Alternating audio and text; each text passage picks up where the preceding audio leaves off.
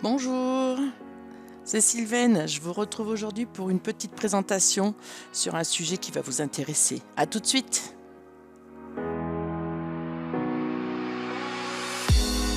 Je vous parle maintenant de la génération des reports d'un nouveau. Une fois notre exercice créé, il nous faut bien évidemment générer les reports à nouveau de notre exercice précédent. On s'assure d'être positionné dans l'exercice N-1. Pour cela, je vous invite à vous rappeler menu fenêtre et choisir l'exercice précédent. Et nous allons lancer le traitement des reports à nouveau en passant par traitement fin d'exercice, report à nouveau. Un assistant va nous guider pour faire nos reports à nouveau correctement. Ici, nous pouvons indiquer sur quel journal nous souhaitons générer nos écritures de report à nouveau.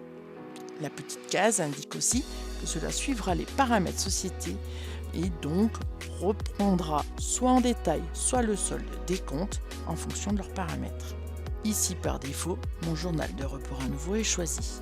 Je peux aussi éventuellement préciser une fourchette de compte pour générer simplement une partie et pas totalement mise à nouveau.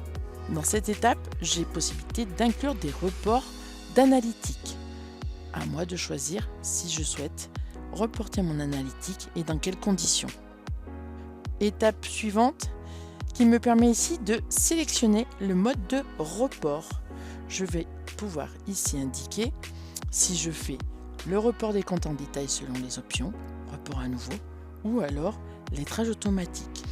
Par défaut, le programme prend le report à nouveau. Donc ça va transférer tous les comptes selon les codes qui sont indiqués dans chacune des fiches du plan comptable. Je vous invite à choisir plutôt report à nouveau le premier choix. En fonction du premier choix, je vais du coup maintenant indiquer les incohérences qu'il doit me signaler pendant le traitement. Que faire? Je rétablis le code détail au sol selon la nature du compte. J'attends que l'anomalie me soit signalée et le traitement est arrêté. Ou alors, je ne fais pas du tout de contrôle de cohérence. Je vous invite à reprendre le premier choix. Cela vous évite de relancer le traitement qui est assez long. Je passe à l'étape suivante. Les options de génération des à nouveau. Ici, je vais indiquer si je veux rajouter mes journaux de situation. Je vais ici pouvoir indiquer si j'affecte ou pas le résultat à mon compte de bénéfice ou de perte selon le sens. On arrive à la fin. Ici, c'est le détail de l'écriture, comment l'écriture va être construite. Soit je reprends le libellé d'origine, donc cela reprend mon libellé de mon écriture de l'exercice précédent pour me le reporter dans mon journal d'un nouveau, soit je structure moi-même mon libellé et j'indique ici comment je souhaite le composer.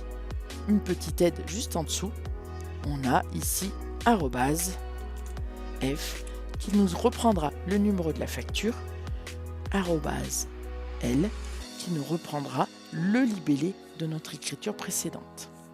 Je vais dans cette situation reprendre mon libellé d'origine et pour les comptes qui sont reportés en solde, ça m'indiquera tout simplement à nouveau et la date. J'ai plus qu'à lancer le traitement et patienter.